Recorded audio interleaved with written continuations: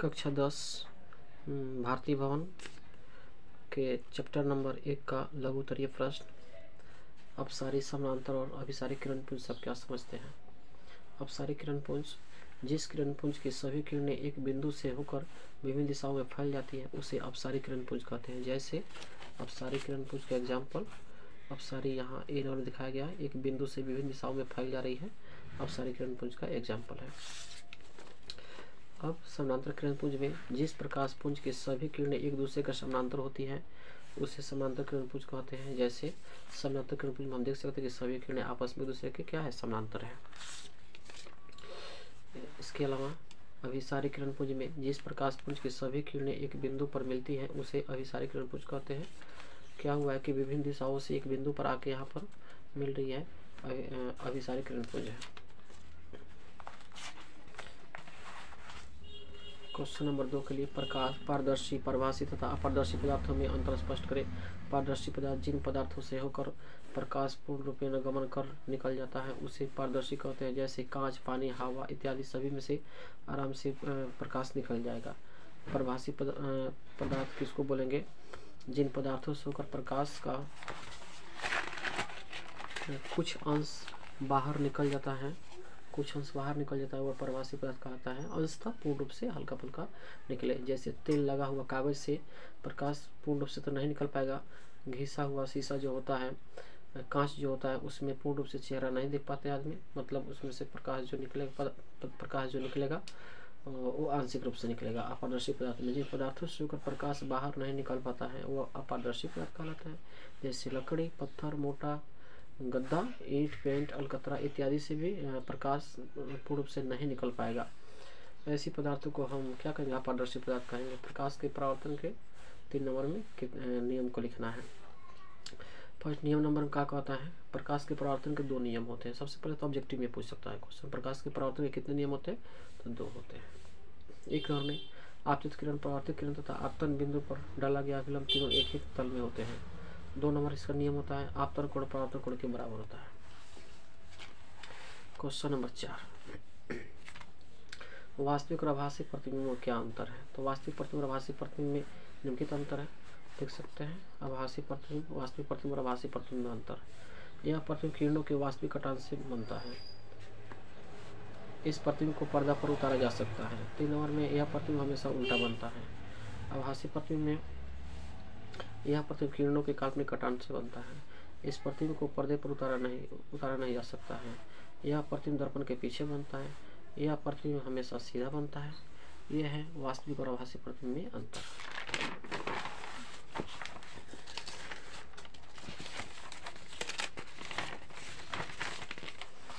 Question number 5 में समतल दर्पण द्वारा बने प्रतिबिंब की 3 विशेषताओं का उल्लेख करें। तो प्रतिबिंब दर्पण के उतने ही पीछे बनता है जितना वस्तु दर्पण के आगे रहता है। 1 नंबर में दोनों में प्रतिबिंब का आकार वस्तु के आकार के बराबर होता है। 3 में प्रतिबिंब वस्तु की अपेक्षा सीधा बनता है। क्वेश्चन नंबर 6 में अवतल तथा उत्तल दर्पण में अंतर स्पष्ट करें। अवतल तथा उत्तल दर्पण निम्न अंतर है। अवतल दर्पण का परावर्तक सतह दबा होता है जबकि उत्तल दर्पण का परावर्तक उभरा हुआ होता है। अवतल दर्पण में प्रकाश का परावर्तन भीतरी सतह से होता है जबकि उत्तल दर्पण में प्रकाश का परावर्तन बाहरी सतह से होता है। 3 में अवतल दर्पण वास्तविक और काल्पनिक प्रतिबिंब दोनों प्रतिबिंब बनाता है जबकि उत्तल दर्पण में केवल आभासी प्रतिबिंब ही बनता है। क्वेश्चन नंबर 7 में गोले दर्पण के वक्रता त्रिज्या सब क्या समझ सकते हैं? गोले दर्पण जिस गोले का भाग होता है उसकी त्रिज्या को दर्पण की वक्रता त्रिज्या कहते हैं। वक्रता त्रिज्या को r से सूचित किया जाता है।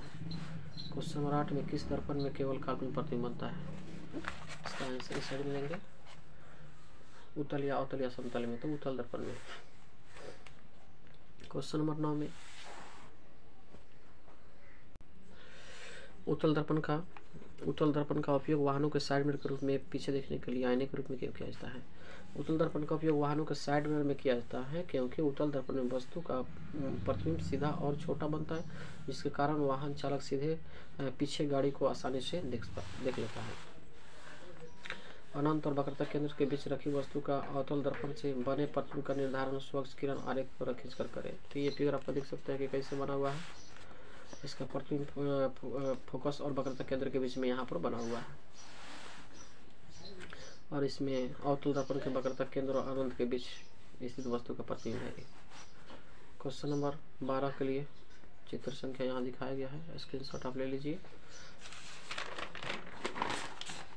और इस क्वेश्चन का आंसर यहाँ से हम पा सकते हैं। ये ए नंबर का आंसर था, ये इसे बी नंबर का आंसर था। क्वेश्चन नंबर 13 का किरण आरेख बताना है।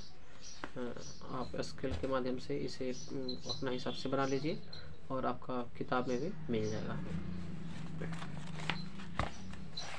14 नंबर में यदि 25 cm फोकस दूरी के अवतल दर्पण की सहायता से सीधा प्रतिबिंब बनता हो तो दर्पण से वस्तु की दूरी का परास क्या होना चाहिए, प्रतिबिंब की प्रकृति क्या होगी, प्रतिबिंब वस्तु से बड़ा होगा कि छोटा। इस स्थिति में प्रतिबिंब के बनने की क्रिया को दर्शाने के लिए एक किरण आरेख खींचिए।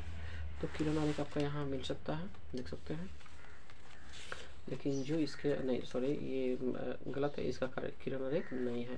बता दें यहाँ पर कि किरण आरेख हमको पुस्तक से उठाना होगा।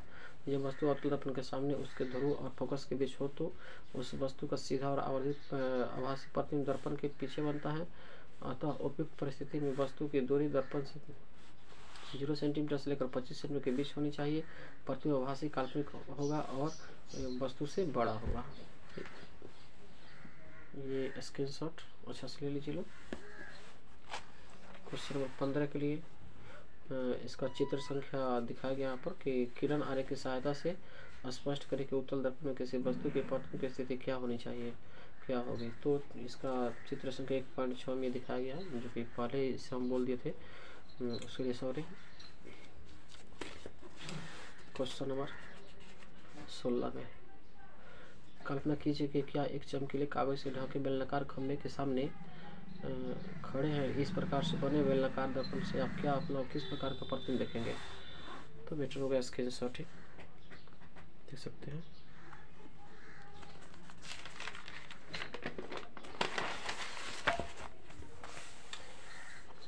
और उसका शेष भाग ये भी है।